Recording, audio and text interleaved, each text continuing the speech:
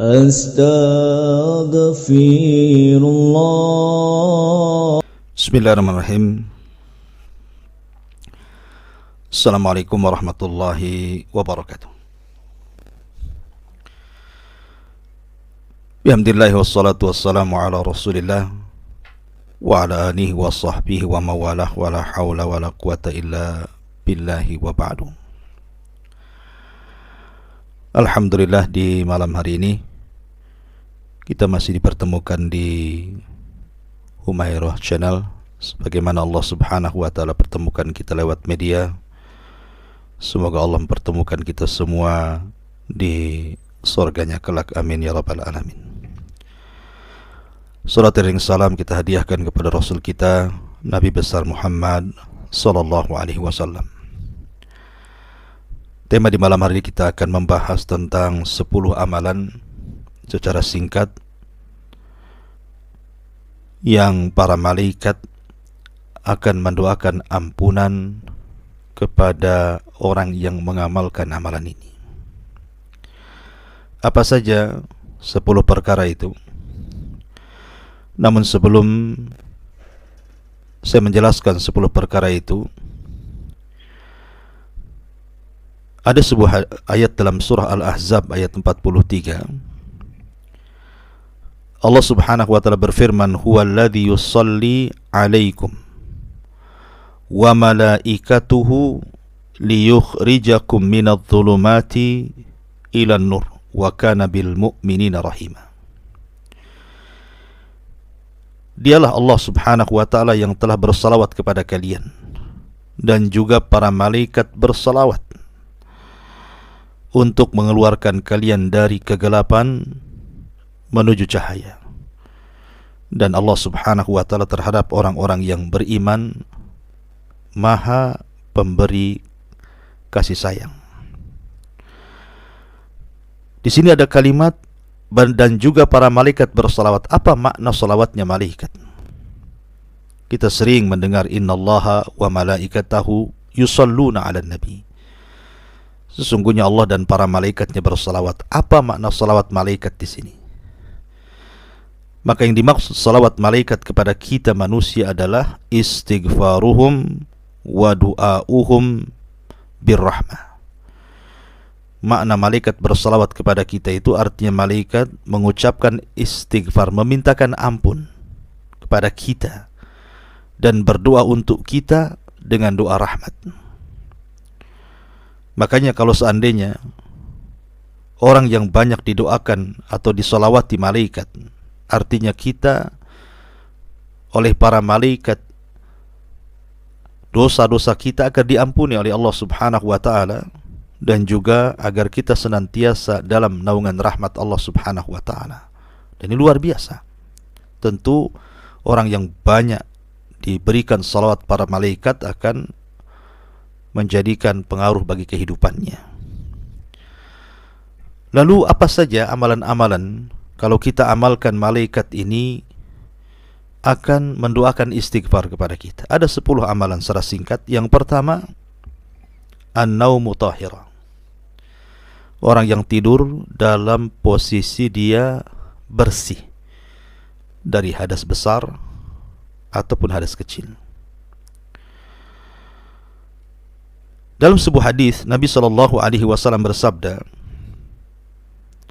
"Man bata tahiran, bata fi syi'arihi malakun, la yastayqidu sa'atun minal laili illa qala al-malaku Allahumma ighfir li abdika fulanan fa innahu bata tahirun."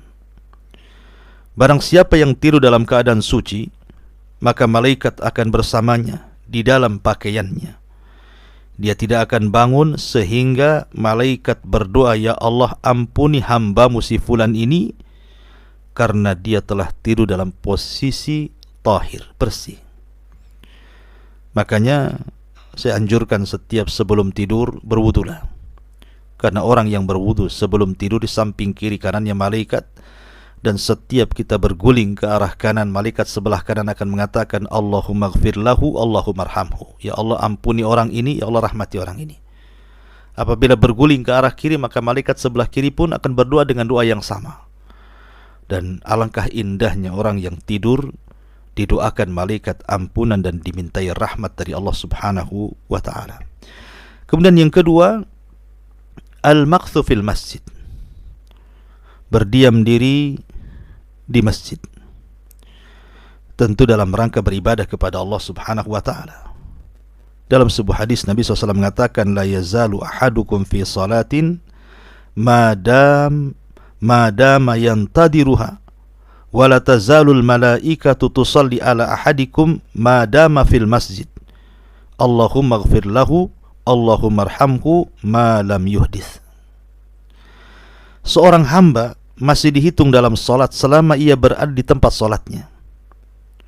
Untuk apa? Untuk menunggu salat. Dan malaikat akan mendoakan kepada orang ini, ya Allah ampuni dia, ya Allah rahmati dia, hingga betul-betul dia beranjak ataupun dia berhadas.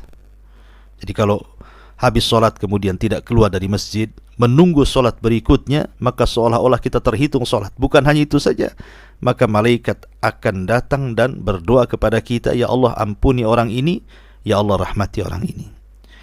Kemudian yang ketiga, al-hirsu ala sahur. Bagi orang-orang yang berpuasa, puasa sunnah, Senin, Kamis, Ayyamul Bid, atau puasa Daud, atau puasa-puasa lainnya, maka waktu sahur itu adalah waktu berkah. Innallaha wa malaikatahu yusalluna 'alal mutasahirin. Dalam sebuah hadis Nabi SAW mengatakan, Allah dan para malaikatnya akan bersolawat. Maksudnya solawatnya malaikat, saya ulangi, memintakan ampun dan doa rahmat. Bagi siapa? Bagi orang-orang yang makan sahur. Maka beruntunglah orang-orang yang suka puasa Senin Kamis, suka puasa Ayyamul Bid, suka puasa Nabi Daud, karena setiap sahur dia didoakan malaikat akan ampunan dan rahmat. Kemudian yang nomor 4, al-hirsu ala safil awal awithani. Berusaha kita ketika mengejar solat berjamaah di masjid bagi laki-laki, kita mengejar saf pertama atau saf kedua.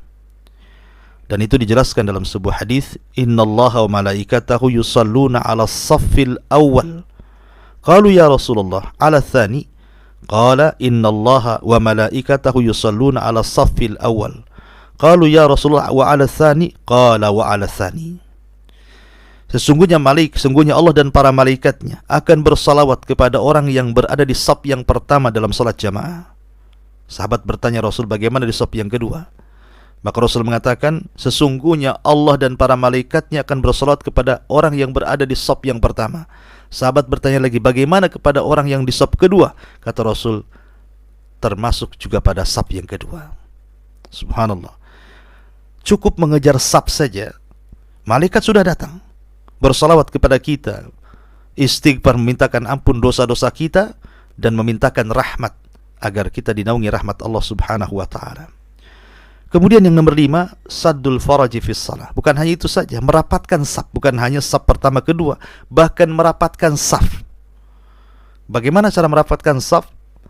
Ya tentu bahu dengan bahu, kemudian mata kaki ketemu mata kaki. Nabi SAW mengatakan, innallaha wa malaikatahu yusalluna 'alal ladina yasiluna as-sufufa wa man sadda furjatan rafa'ahu Allahu biha darajah.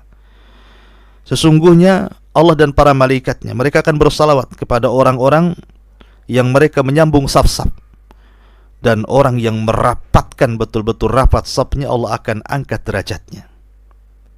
Bayangkan, hanya merapatkan saf saja kita mendapatkan doa ampunan dari para malaikat kepada Allah akan dosa-dosa kita. Kemudian yang nomor 6, iyadatul marid. Berusaha mengunjungi saudara kita yang sakit. Nabi SAW mengatakan, ma min muslimin ya'udu musliman ghudwatan illa shalla alaihi sab'una alfa malakin hatta yumsiya wa in adahu ashiyatan illa shalla alaihi sab'una alfa malakin hatta yusbih wa kana lahu kharifun fil jannah. Siapa yang membesuk orang sakit di pagi hari, maka akan diiringi padanya 70.000 malaikat, semuanya memohonkan ampun untuknya sehingga sore hari, dan ia mendapatkan taman di sorga. Jika ia membesuknya di sore hari, ia akan diiringi 70.000 malaikat yang semuanya memintakan ampun untuknya hingga di pagi hari, dan ia mendapatkan taman di sorga. Subhanallah. Hanya mengunjungi orang sakit saja. Kalau memang di tetangga-tetangga Anda tidak ada yang sakit, datang ke rumah sakit. Rumah sakit banyak orang sakit. Ya, mengunjungi orang sakit saja, nengok, bawa hadiah, 70.000 malaikat berada di belakang kita. Semuanya mengatakan, ya Allah ampuni orang ini, ya Allah rahmati orang ini. Dan itu tidak tanggung-tanggung. Kalau kita mengunjung di pagi hari, malaikat akan ngomong seperti itu sampai sore. Kalau kita berkunjung di sore hari, malaikat akan ngomong seperti itu sampai di pagi hari. Luar biasa, ya kan? Kemudian yang nomor 7, as-salatu ala nabi, bersalawat kepada Nabi sallallahu alaihi wasallam. Rasul mengatakan, ma min muslim yusalli alayya illa sallat alaihi al-malaikatu ma salla alayya falyukil al-abdu min dzalika aw liyukthir. Tidaklah seorang muslim bersalawat kepadaku kecuali malaikat akan mendoakannya sebanyak ia bersalawat atasku. Maka para hamba hendaknya mempersedikit salawat atau memperbanyaknya, silahkan. Yang jelas bahwa sekali salawat, malaikat akan ikut bersalawat kepada kita. Karena malaikat yang menghubungkan salawat kita kepada Nabi sallallahu alaihi wasallam. Ya. Maka perbanyaklah salawat kepada Nabi sallallahu alaihi wasallam. Kemudian yang nomor 8, talabul ilmi. Orang yang hadir di majlis ilmu, berjalan dari rumah mencari majlis-majlis ilmu. Kata Nabi sallallahu alaihi wasallam, wa innal alim la yastaghfiru lahu man fis samawati wa man fil ardi wal hitan fi jawfil ma'i. Dan orang yang alim, orang yang belajar ilmu, maka makhluk yang ada di langit dan di bumi, maksudnya para malaikat, akan memintakan ampun akan dosa-dosanya kepada Allah, sampai pun kepada ikan yang ada di dasar air, bahkan dalam riwayat sampai kepada semut yang ada di dalam lubangnya. Kemudian yang nomor 9 adalah berdoa kepada saudaranya dan dia tidak tahu kalau kita sedang mendoakan dia. Pamannya kita punya saudara, baik kerabat atau kawan, sedang sakit, sedang ketimpa musibah. Kita doakan, ya Allah angkatlah penyakitnya, ya Allah angkatlah kesulitannya. Dia tidak tahu kalau dia sedang didoakan oleh kita. Maka Rasul mengatakan, da'watul mar'il muslim li akhihil muslim bi dhahril ghaibi inda ra'sihi malakun muwakkal kullama da'a li akhihi bi khairin qala al malakul muwakkal bihi amin walaka bimithli. Doanya seorang muslim kepada saudaranya tanpa sepengetahuannya, maka setiap dia berdoa kebaikan kepada saudaranya, maka ada malaikat di atas kepalanya. Dan malaikat ini mengatakan, setiap kita berdoa kepada kebaikan, malaikat mengatakan, begitu juga untuk engkau, begitu juga untuk engkau. Jadi kalau kita mendoakan saudaranya, ya Allah sembuhkan penyakitnya, maka malaikat akan mengatakan kepada kita, engkau juga semoga disembuhkan penyakitnya. Luar biasa, ya kan? Kemudian yang nomor 10, mengajarkan ilmu kepada manusia. Innallaha wa malaikatahu wa ahlas samawati wal aradina hatta namlah fi juhriha wa hatta al-hut la yusalluna ala muallimin nasil khaira.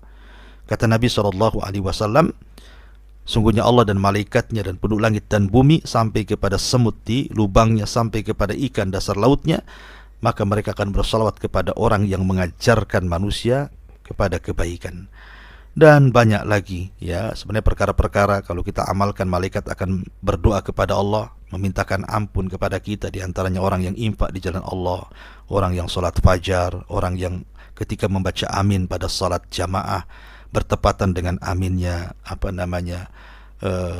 imam. Termasuk juga orang yang sebelum tidur dia lepaskan seluruh kedengkian hasadnya, ataupun memaafkan orang yang pernah mendoliminya. Intinya membersihkan hati sebelum tidur dari penyakit-penyakit hati. Itu pun termasuk orang-orang yang akan didoakan para malaikat dan akan dimintakan ampun oleh para malaikat akan dosa-dosa kita kepada Allah Subhanahu wa taala. Wallahu a'lam bishawab.